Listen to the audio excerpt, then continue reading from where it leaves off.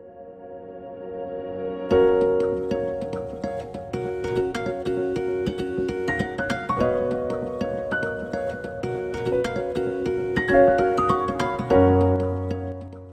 j'ai plus de batterie. Hello tout le monde et bienvenue à bord de l'Arche des Brumes. Je sais, je suis en retard pour cette vidéo, mais ça arrive, je tourne ça vendredi après-midi pour pouvoir vous monter ça dans la foulée. J'espère que ça n'a pas bouleversé vos plans de la semaine.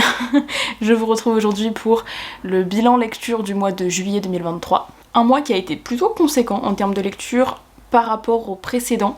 J'ai lu 1, 2, 3, 4, 5, 6, 7, 8, 9, 10... 11, 12 lectures, je crois que je ne sais pas compter, on va refaire ça. 1, 2, 3, 4, 5, 6, 7, 8, 9, 10, 11, 12, 13. C'est bien ça, j'avais bien compté la première fois. En sachant qu'il y a une bande dessinée, 2 mangas et 2... je sais même pas trop comment on peut appeler ça. C'est des bandes dessinées mais petit format. Vous verrez quand je viendrai là-dessus. Et le reste, on est sur des romans, on a de la science-fiction, de la fantasy, de la romance.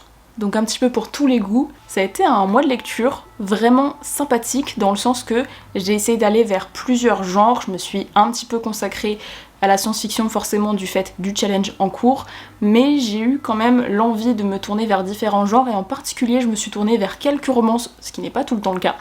Donc j'ai hâte de vous présenter toutes ces petites lectures. Et pour commencer, je vais vous parler de 2 mangas, un tome 1 et un tome 2, dont je vous ai déjà parlé dans la vidéo sur les recommandations estivales. Je crois que c'était la vidéo d'il y a 2 semaines. Il s'agit de Hirayasumi de Keigo Shinzo, donc le premier tome et le 2e tome, qui ont été de très très bonnes lectures. Dans ce manga, on va suivre la vie d'un jeune homme de 29 ans à Tokyo. Au début de l'histoire, on comprend que ce jeune homme qui s'appelle Hiroto a noué une relation amicale très forte avec une vieille dame qui vient à mourir et va lui léguer sa maison de plein pied. Hiroto va donc emménager dans cette maison et il va décider de se mettre en colocation avec sa cousine, je crois, qui vient étudier sur Tokyo et va donc s'installer une espèce de petite routine entre eux dans cette colocation, dans cette maison qui a été le théâtre d'une amitié très forte dans la vie d'Hiroto. Hiroto, à côté de ça, il a un métier dans lequel je crois qu'il est dans un magasin de pêche d'une certaine façon, et on est vraiment sur du manga tranche de vie. On suit Hiroto dans sa vie de tous les jours, et sa cousine également, et on va les voir évoluer ensemble évidemment, on va voir un petit peu comment se manifeste la culture japonaise dans cet environnement à la fois contemporain et à la fois très traditionnel.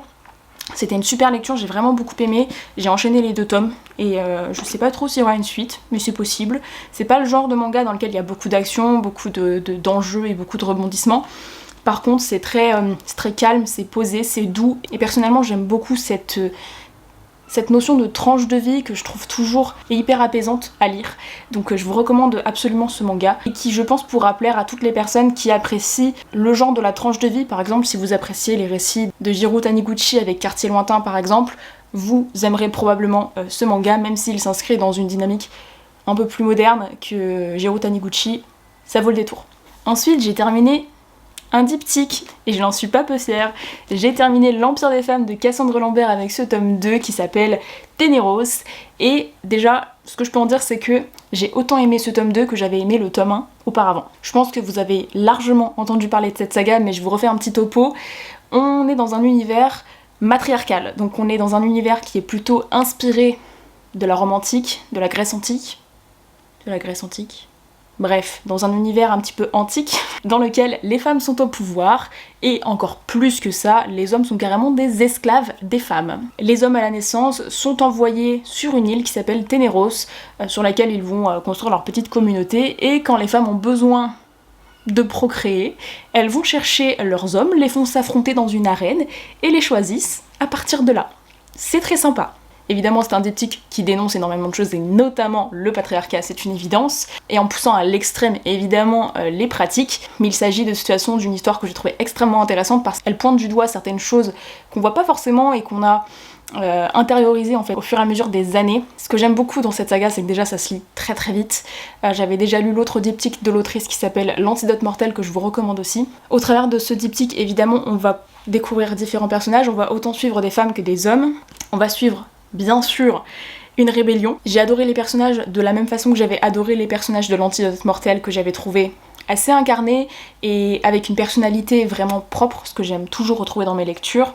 Là-dessus, évidemment, on a d'autant plus de thématiques très importantes et qui nous font réfléchir, mine de rien. J'ai trouvé ce tome 2 très maîtrisé. On a autant des scènes d'action assez poignantes, pleines d'enjeux, que des scènes un petit peu plus de la vie de tous les jours, je dirais. C'était vraiment une très bonne lecture et je suis très contente d'avoir découvert ce nouveau récit de Cassandre Lambert. J'ai hâte de découvrir son prochain qui sortira à l'automne, qui sera un contemporain. Donc tout à fait différente de ce qu'elle nous a proposé jusqu'à présent, mais j'ai entièrement confiance en elle et je sais qu'elle sera à la hauteur pour nous présenter un nouveau récit à la hauteur des précédents. On passe sur un roman dont je ne vous ai jamais parlé sur la chaîne et je sais pas trop comment je vais vous en parler parce que c'était une lecture particulière, on va dire. On est sur un science-fiction, donc ça rentre dans la catégorie dans plusieurs catégories, on va dire. C'est une dystopie avec des éléments de science-fiction. Je précise, d'ailleurs, j'en profite, la dystopie n'est pas un genre à proprement parler de science-fiction.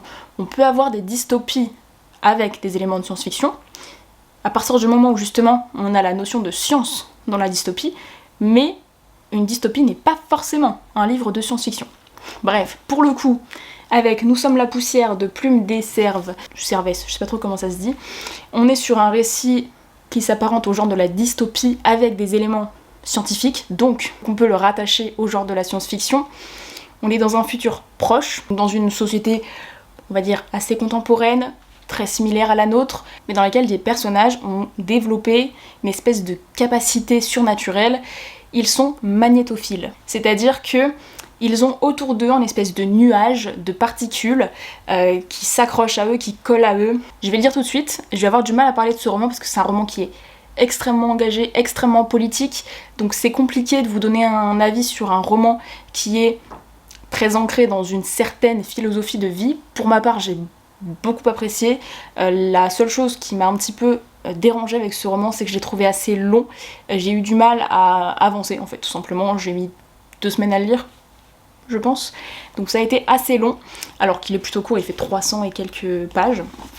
La deuxième chose qui m'a dérangée, et là c'est plutôt d'un point de vue éditorial, il y a beaucoup de fautes d'orthographe. Je vous avoue que pour un roman, alors il est certes magnifique, c'est une couverture rigide, mais c'est publié chez les Moutons Électriques, donc c'est la première fois que je lisais un roman de chez eux, et j'ai été assez déçue du travail de relecture et de correction. J'ai trouvé qu'il y avait vraiment beaucoup trop de fautes. Tout ça mis à part, c'est un récit que je vous recommande pour les idées et les concepts qu'il véhicule, sans faire de propagande ni quoi que ce soit. C'est un roman qui nous parle de énormément de sujets. C'est un roman qui est engagé pour la cause féministe et aussi pour les causes LGBT, mais d'une façon plus générale, c'est un roman qui nous parle d'intersectionnalité et c'est extrêmement intéressant la façon dont c'est mis en avant. Et on va dire que la thématique la plus importante dans ce récit, c'est tout ce qui va avoir attrait au handicap et notamment au handicap invisible. Puisque du coup, cette particularité de magnétophilie va être apparentée à une sorte de handicap qui évidemment pourrait être transposé à différents autres handicaps dans la vie de tous les jours. Donc l'autrice a fait le choix de créer une nouvelle particularité, mais on peut tout à fait la rattacher à plein de choses de notre société et c'est en ça que c'est très intéressant. On va suivre un personnage dont je ne me souviens plus du nom, Elias, qui est une jeune femme qui va se découvrir justement cette particularité de magnétophile. Je l'ai trouvée assez intéressante, Elias, puisqu'elle arrive à se remettre beaucoup en question, on a beaucoup de ses réflexions que j'ai trouvées très intéressantes. Elle évolue dans un monde qui la rejette en tant que magnétophile, notamment les autorités développent des chaînes qu'ils doivent accrocher à leurs chevilles pour tenter d'aspirer et de mettre dans le sol les particules qui transitent autour d'elle. Elias est en couple avec une femme. J'ai trouvé que cet aspect-là, qui n'était absolument pas remis en question, était d'autant plus appréciable, évidemment. Encore une fois, c'est un roman qui va nous parler vraiment d'intersectionnalité, donc on a plusieurs thématiques qui vous rentrent en ligne de compte, notamment avec le personnage d'Elias, évidemment, on a la thématique du handicap invisible et la thématique de l'homosexualité. Donc on a vraiment une rencontre entre ces différentes minorités qu'elle porte en elle. C'est évidemment très politique. À la fin du roman, sans trop vous en dévoiler évidemment, on a l'instauration d'un système politique très utopiste et qui peut clairement se rattacher à un certain bord politique. Je pense qu'il ne sera pas apprécié par tout le monde, mais je pense qu'il a le mérite d'exister et j'ai passé un bon moment qui m'a fait réfléchir avec cette lecture, donc je vous la recommande si jamais ça vous intéresse.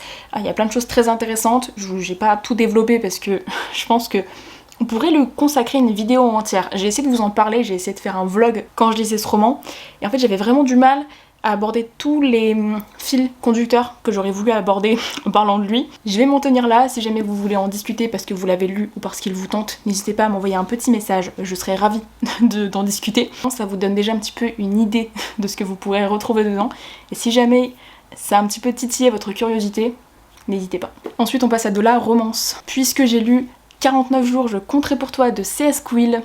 C.S. Quill, c'est l'autrice qui a réalisé la saga Campus Drivers. J'attends d'ailleurs la sortie du tome 4 en poche pour pouvoir la lire, même si en réalité je l'ai déjà en format numérique. Donc il est possible que je craque avant et que je le lise en format numérique. On verra. En tout cas, j'avais envie de la découvrir avec cet ouvrage dont il est dit qu'en fait il est très très différent de Campus Drivers, donc j'avais très envie de voir un petit peu où est-ce qu'elle allait avec ce récit. Et la première chose là que j'ai envie de vous dire, c'est que ça fait pas si longtemps que j'ai lu, parce que je l'ai lu en juillet, mais j'ai du mal à replacer un petit peu tout le contexte de lecture. J'ai passé un très bon moment de lecture puisque je l'ai dévoré, je crois que je l'ai lu en un week-end, une journée, je ne sais plus, mais en tout cas c'était très rapide. Ça se lit toujours très très bien, donc évidemment c'est un gros point fort de l'écriture de C.S. Quill et de ce genre de romance évidemment. On suit une jeune femme qui s'appelle Bryn, qui va rencontrer un homme lors d'une soirée dans une galerie de photographie. Et au début de leur relation, on la suit et on sent qu'il y a quelque chose qui va pas, clairement. Et quand ils commencent à sortir ensemble, c'est clairement pas un slow burn, hein. Dès le début ils se mettent ensemble, mais on va dire que les péripéties et les enjeux vont arriver petit à petit au cours du récit. Donc au début de leur relation, on la suit lorsque, au début de chaque journée, elle indique dans la paume de sa main le nombre de jours qui s'écoulent depuis le début de leur relation. Par exemple, si ça fait 3 jours qu'ils sont ensemble, elle va noter 3 dans sa main.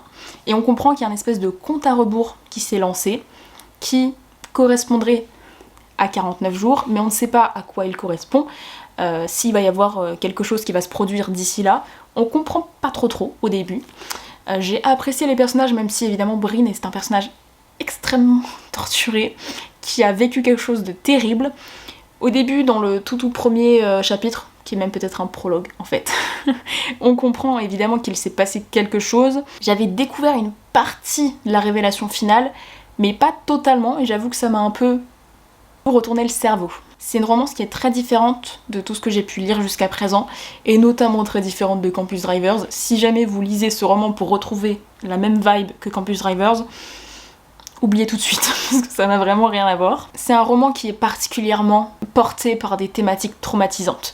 Les personnages sont clairement empreints d'un espèce de mal-être et de marasme très sombre qui fait que le récit s'en ressent. La relation était très belle quand ça se passait bien, j'ai trouvé que l'amour transparaissait bien entre eux, qu'il y avait vraiment quelque chose de particulier qui se passait entre Sawyer et Bryn. Sawyer est photographe et il a ce côté un petit peu artiste que j'ai beaucoup apprécié.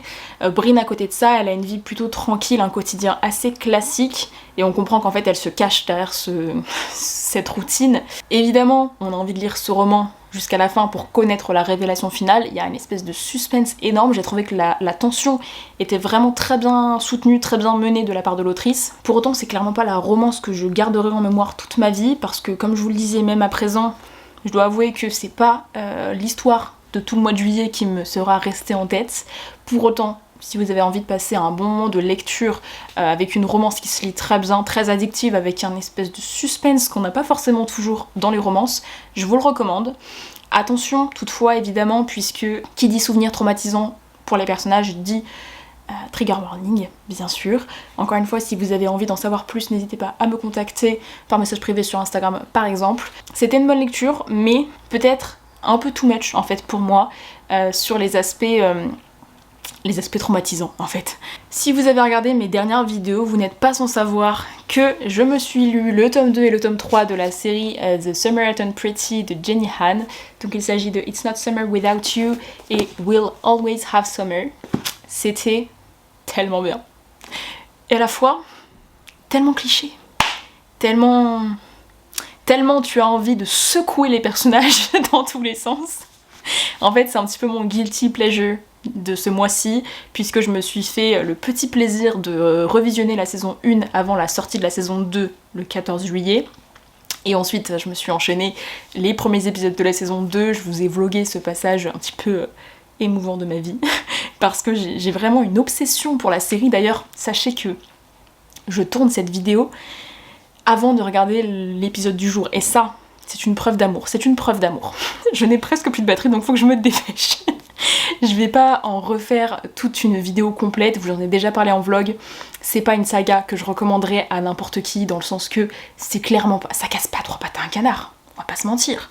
Mais ça fait passer un très bon moment, les vibes d'été sont là, les personnages, mes vies, je les adore. Même si encore une fois on a envie de les secouer dans tous les sens, c'est pas grave parce qu'on les aime. Pour le coup, je les ai en plus découverts en audio avec les voix des acteurs, et ça... c'était un petit peu trop pour mon petit cœur. J'ai vraiment un attachement particulier pour cette saga, même si c'est pas la meilleure trilogie de romance de l'année, clairement. Mais ça fait passer un très bon moment de lecture, et si vous avez envie d'une romance sans prise de tête, ça fait tout à fait l'affaire. Et en plus, c'est officiellement le livre le plus facile que j'ai lu en anglais de toute ma vie. Donc si jamais vous voulez vous confronter à une lecture en anglais, une première lecture en anglais, c'est parfait. Et il faut que je me dépêche de finir cette vidéo pour aller regarder mon épisode. Même si en réalité je vais d'abord monter cette vidéo parce que je vous aime beaucoup. Ensuite j'ai lu un autre livre en anglais que je vous ai aussi présenté dans le dernier vlog, donc n'hésitez pas à aller le consulter si vous en avez envie. J'ai lu Red, White and Royal Blue de Casey McQuiston. Je l'ai dévoré. Il faisait 10 heures d'écoute et je l'ai lu en 3 jours à peine. C'était vraiment une très bonne lecture, à laquelle je m'attendais pas forcément, je savais pas trop à quoi m'en tenir, j'étais un petit peu mitigée sur la façon dont j'allais apprécier ce roman, puisque j'avais vu autant de bons avis que d'avis un petit peu plus négatifs, on va dire. Pour ma part, j'ai vraiment passé un très bon moment de lecture. Dans ce récit, on suit une romance entre le prince d'Angleterre et le fils de la présidente des États-Unis. Et on va donc suivre la construction de la relation entre ces deux jeunes hommes, que tout oppose en fait. C'est un petit peu un Roméo et Juliette, version moderne, et version LGBT. J'ai été happée par l'histoire, j'ai trouvé l'écriture hyper entraînante, c'était assez palpitant mine de rien, pas mal de rebondissements, beaucoup trop d'utilisation de l'avion pour mon éco-anxiété, vraiment, mais c'est pas grave.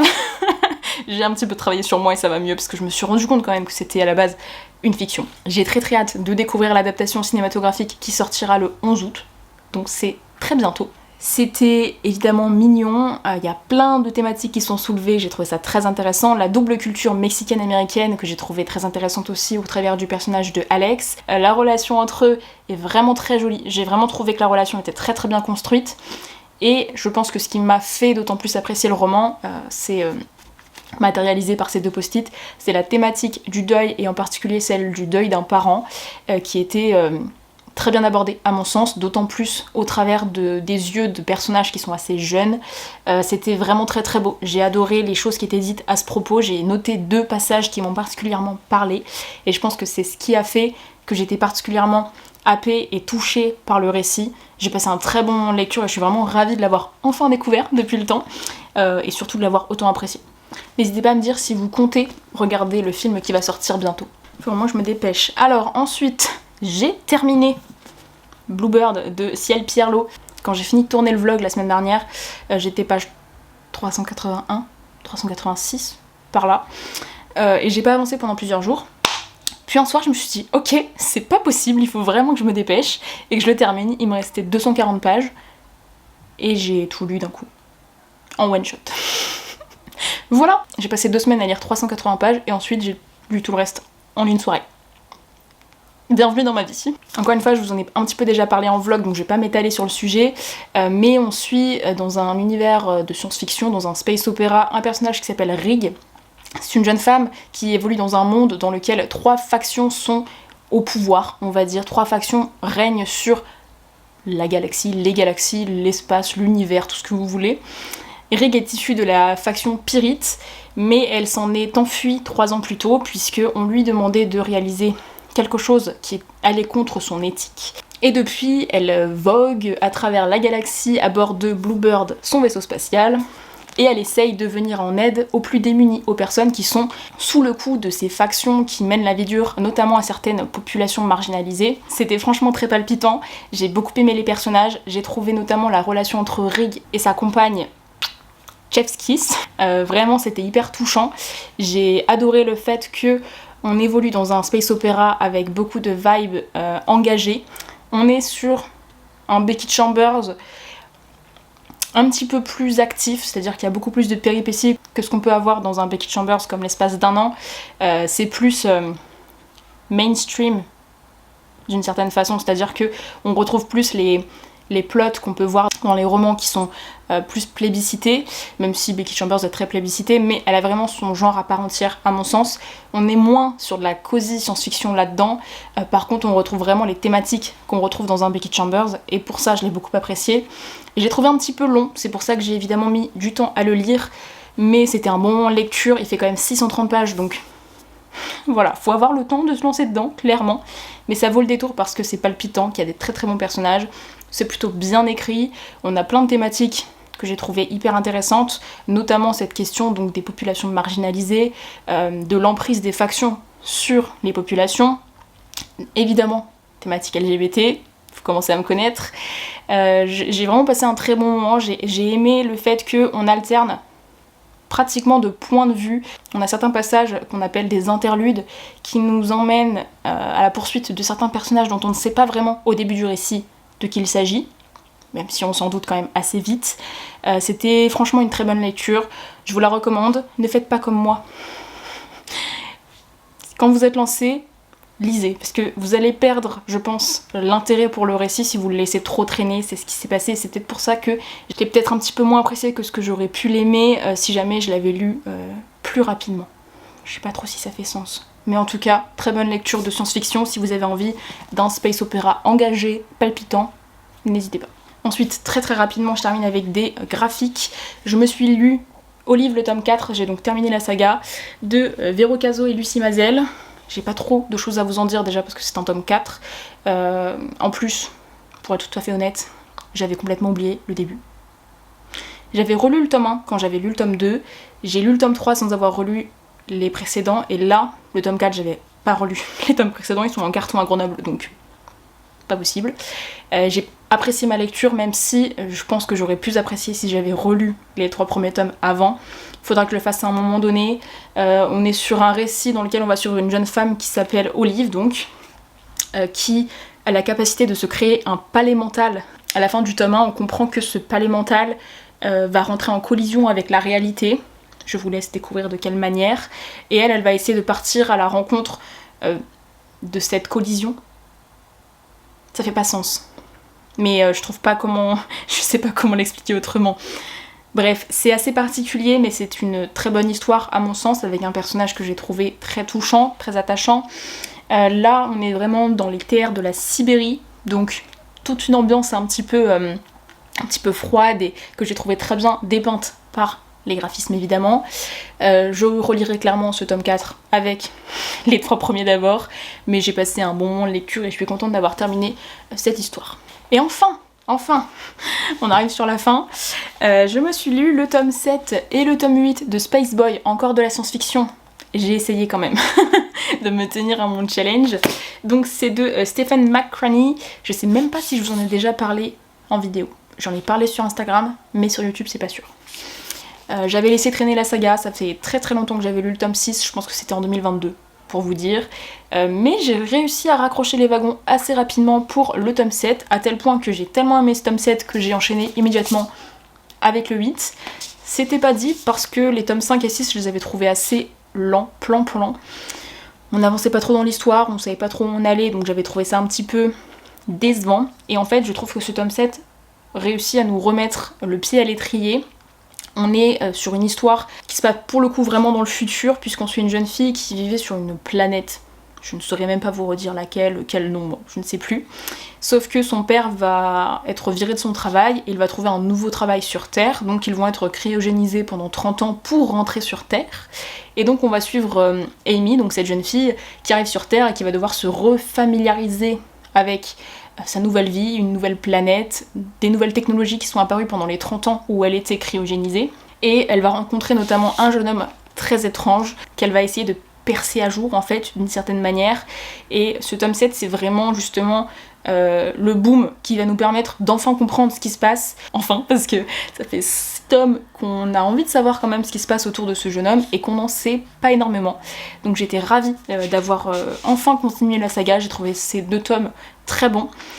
Parce que justement il maîtrise mieux la tension que les tomes précédents. J'ai très hâte de lire la suite puisque le tome 9 et le tome 10 sont sortis assez récemment. Par contre j'ai vu qu'il y avait déjà 17 tomes en anglais, à 20 € le tome, ça va vite devenir compliqué. Mais écoutez, j'ai passé un bon moment de lecture, on est sur des graphismes que je trouve assez spéciaux, je peux pas vous montrer ça, c'est hyper spoilant. On est sur des dessins assez particuliers comme je vous le disais, mais avec plein de couleurs, donc j'aime beaucoup cet aspect-là. On a envie de le lire en fait. On a envie de le lire, on a envie de tourner les pages pour découvrir les prochaines couleurs qui vont égayer notre journée. Franchement, c'est une très bonne lecture, je suis très contente d'avoir enfin continué la saga et je vous la recommande si vous avez envie de mettre 20 €, 18 je crois les premiers, par tome. Mais à côté de ça, découvrir une très bonne saga de science-fiction sous forme de graphique, avec plein d'aspects hyper intéressants, notamment les nouvelles technologies, des personnages assez attachants. J'ai l'impression d'avoir fait un marathon. Je me suis tellement dépêchée pour que la batterie de mon appareil photo tienne la route que je suis vannée. Bref, donc il va falloir que je m'attaque au montage, et ensuite je me récompenserai avec le visionnage de l'épisode de The Samaritan Pretty. Je sais pas si vous aurez remarqué, peut-être pas parce qu'au général en montage j'arrive à cutter un peu ça, mais Clover a été exemplaire, mais exemplaire, elle dort sur le lit, elle n'a pas bougé d'un pouce. Ça c'est merveilleux. J'espère que cette vidéo vous aura plu, n'hésitez pas à me dire en commentaire si vous avez lu certains de ces titres ou s'ils vous tentent. Dites-moi aussi en commentaire si l'été vous êtes plus team contemporain romance ou au contraire des bons gros univers de fantasy, science-fiction. J'avoue que moi j'ai pas vraiment de team, je lis un petit peu de tout comme d'habitude. Là-dessus je vous souhaite de très belles lectures et je vous retrouve très bientôt à bord de l'Arche des Brumes. Ciao.